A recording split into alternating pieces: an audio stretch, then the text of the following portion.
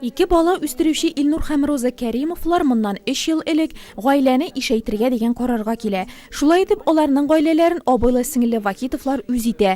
6 яңа гаилә әгъзасы янына тора-бара тәрбиягә алган тагы 8 бала өстәлә. Бу инде Илнурның идеясе иде.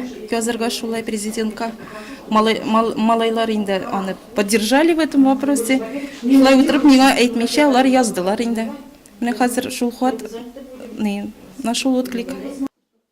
Бүген алар район советының конференц-залына чакырылы. Бердәм Россия сәяси партиясының иҗтимагый кабул итү бүлмәсендә Татарстан Республикасы премьер-министры Илдар Халиков. Ул бүген онлайн режимда Казан, Яршалы һәм Нурлат гражданнары мөрәҗәгатьләрен тыңлый. Россия Федерациясе президентына юллаган үтенечен Кәримовлар аңа да җиткерә. С таким количеством детей мы, конечно, нуждаемся. Шул кадәр бала булгач безгә транспорт чарасы кирәк. Балаларны төрле бәйрәмнәргә йөртәсе килә. Алар музыка мәктәбендә шөгыльләнә, халыклар дуслыгы йортына йөри. Шул яктан кыенрак. Шуңа да без Татарстан Республикасы премьер-министрына мөрәҗәгать итәргә булдык. Үзебез генә бу проблеманы шишә алмыйбыз. Мы решили обратиться к премьер-министру.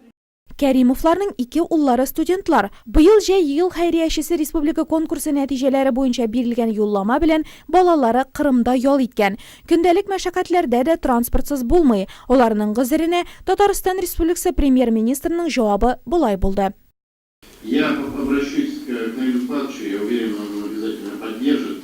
И думаю, что мы этот вопрос сумеем решить. Я тоже попрошу, чтобы решили, не затягивали этот вопрос, чтобы уже на новогодние праздники можно было детей куда-то свозить. 13 бала тәрбияләүче Кәримовларга яңа ел бүләген көтәсе генә кала. Моннан тыш аларның балалары президент чыршысына чакыруда алды.